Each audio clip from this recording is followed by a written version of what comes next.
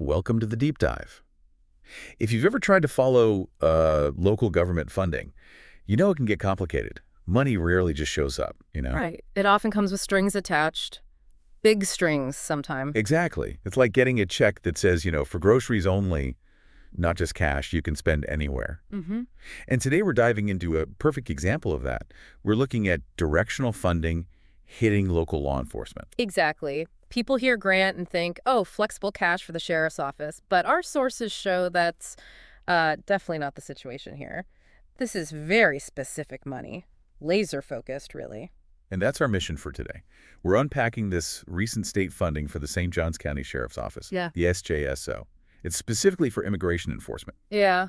So we need to look at the tight constraints on this money and how that specific job compares to all the other things locals need, like community policing, dealing with the drug crisis, mental health response. The list goes on. Yeah. And to do that, we're drawing on some solid sources. We've got recent news reports, pretty comprehensive ones, and also a detailed information paper from just this month, October 2025. Okay. It really breaks down the grant from the State Board of Immigration Enforcement, gives us the technical background. Okay, let's unpack this. So the big news dropped on October 21st, 2025. Florida CFO Blaise Ingoglia announced a pretty significant chunk of state money. Over $1.8 million, yeah, going to sheriff's offices up in Northeast Florida. And the purpose was explicit. Boost immigration enforcement efforts. Right. And SJSO got the biggest piece of that pie, $1 million. $1 million. Now, that sounds like they just won the lottery, but you're saying it's not quite like that. Not at all. It's structured as a reimbursement. It's directly linked to their involvement in a federal program, the 287G program. Okay, 287G. That's the one that lets local deputies basically act as federal immigration agents, right? To enforce federal immigration laws. That's the one. So this state grant is essentially paying the SJSO for costs related to doing that specific federal job. Got it. And who's deciding this? Where's the money actually flowing from? It comes from the State Board of Immigration Enforcement. Think top state officials. Governor DeSantis, CFO Ingoglia, Attorney General Uthmeier, and Agriculture Commissioner Simpson. So state leadership is directing these funds, Yeah. making sure it lines up with state priorities. Precisely. And the direction is incredibly specific. It's not just, here's $1 million for 287G. Right. I saw these acronyms in the source material. It's broken down into categories. Can you walk us through what those mean in, practical terms for the sheriff's office? Sure. So these categories tell you exactly what the state is willing to pay for. Take IGPE.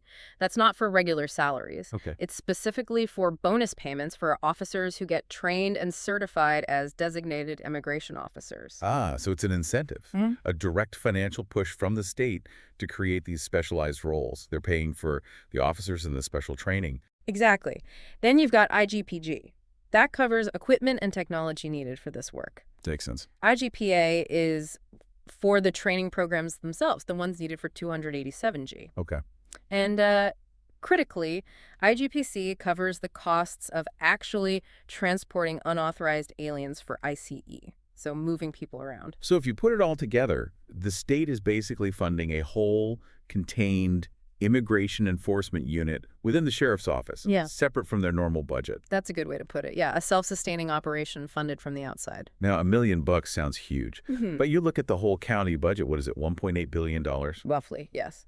So this grant is like 0.056%, 0.056% of the total county money. It sounds like almost nothing in the grand scheme. Why should people care about such a tiny fraction?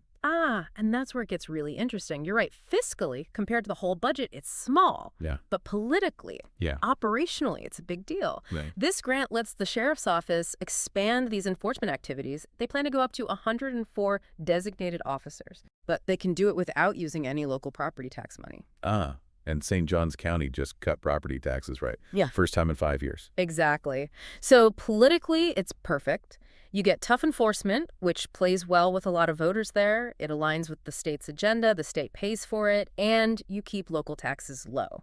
It's a win-win for local leadership in that context. That is quite the setup. State sets the priority, state pays the bill, local sheriff gets credit for being tough while being fiscally conservative. Okay, so what did SJSO actually do to earn this biggest share of the money? Well, they've been very active. The grant amount is basically justified by the sheer volume of their 287G activity. Okay, how much volume are we talking? Since January 23rd, 2025, so less than a year, they've processed over 1,100 people for deportation under this program. Wow. Over 1,100. That's a lot of activity. It is, and the breakdown is pretty revealing, too. Our sources say 710 of those were classified as roadside deportations. Roadside, meaning not from the jail. Right. The other 421 were processed out of the county jail, usually people arrested first for some other state or local crime. But yeah, 7 and 10 from roadside stops. That number really points to their enforcement strategy then. Sheriff Hardwick calls it professionally aggressive, right? Yeah. Focusing on criminal illegal aliens. That's the term he uses, yes. But investigations into how they get those 710 roadside numbers found something, well, controversial. Oh, is that? The main method seems to be using these interdiction patterns on the interstates, like I-95. Okay, standard policing technique, traffic stops. Yes, but the controversy, according to the sources, is that people get stopped for minor things, maybe a broken taillight, going a few miles over the speed limit. Yeah. And then during that stop, their immigration status is checked, and they can be detained based on that status alone, even if the original traffic issue was minor. So this grant money is, in effect, rewarding that specific type of high-volume activity, using minor traffic stops as a gateway to immigration checks and detentions. That seems to be the direct link, yes. The volume justifies the funding, and that volume is largely driven by these roadside encounters. It reinforces a strategy that's maybe less about responding to major crimes and more about using minor infractions to hit a specific enforcement target. That's one interpretation, certainly. And the plan to expand to 104 officers funded by this grant suggests the state is investing in continuing exactly that strategy. But we have to be fair. This office does way more than just this one thing. Before we talk about what this money can't buy, we should acknowledge the sheer range of stuff SJSO handles daily. They're juggling a lot. Oh, absolutely. You look at the local news, and they're constantly involved in diverse public safety work. Like what? Well, just recently, there were reports of major drug busts, often stemming from proactive traffic stops, actually. They run community programs like Impact Tea, focusing on child safety. Right. They're out there rescuing boaters after storms, conducting stings targeting people who prey on kids online. It's a huge range. Yeah, and wasn't there that really sad memorial service recently for one of their canines? Yes, that's right. It just underscores the breadth of their duties, from administrative tasks to dangerous field work, and the emotional toll it takes. So they're doing all this vital community work, which brings us back to the money. How does an agency handling emergencies, community outreach, and crime-fighting process getting $1 million they must spend on just one thing, even if other needs are pressing?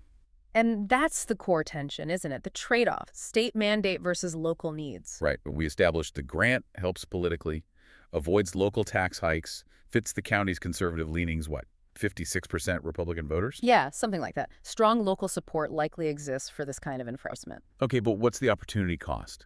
What could that $1 million do if it wasn't tied down? That's the key question. The opportunity cost is everything else that money could fund if it were flexible, local money. The sheriff has to use it for 287G, legally. Right. But the sources clearly point out other pressing needs competing for resources. Give us some examples. What else could they use $1 million for right now? Well, if it were general fund money, think about expanding community policing. More officers walking beats, building relationships, preventative stuff. Okay, that makes sense. Or, given all the drug busts they're making, maybe they need more resources for specialized drug enforcement teams or programs. Follow-up investigations, maybe? And the big one everyone talks about. Yeah. Mental health crises. Exactly. That's a huge strain on law enforcement everywhere. That $1 million could fund more crisis intervention training, maybe co-responder teams with mental health professionals, specialized units. But it can't, because this grant specifies bonuses, training, equipment, and transport for immigration enforcement. Those other local needs have to rely on the regular budget or find other grants. Correct. The categories IG, C, E, G, lock it in. So the implication is pretty clear. This kind of funding really pushes a state-level agenda in this case, immigration enforcement. It kind of sidelines the ability of local leaders to shift funds based on their own, maybe broader assessment of what the community needs most at that moment. That's the structural effect, yeah. The state's priorities get funded potentially at the expense of flexibility for other local issues like mental health or neighborhood patrols. And there's another impact mentioned in the sources, the effect on the community itself, this idea of a chilling effect. Right. The concern is that this type of enforcement, stopping someone for a minor traffic issue and potentially detaining them over immigration status, can make entire communities afraid of any interaction with law enforcement. Even if they're victims of a crime. Especially then, if people in the immigrant community, or even just people associated with them, are scared to call 911 or report something they saw. That makes it harder to solve all crimes. Exactly. It undermines trust. And that lack of trust is a public safety problem for everyone in St. Johns County because it means crimes might go unreported, witnesses stay silent.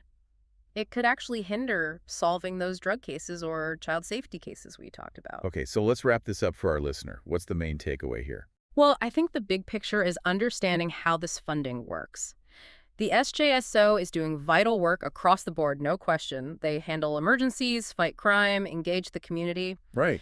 And they're using this $1 million grant effectively for its intended purpose, expanding the 287G program, which aligns with state goals and seems to have local political support. But it's not free money. Definitely not. It's a benefit because it covers costs without raising local taxes. But the strings are tight.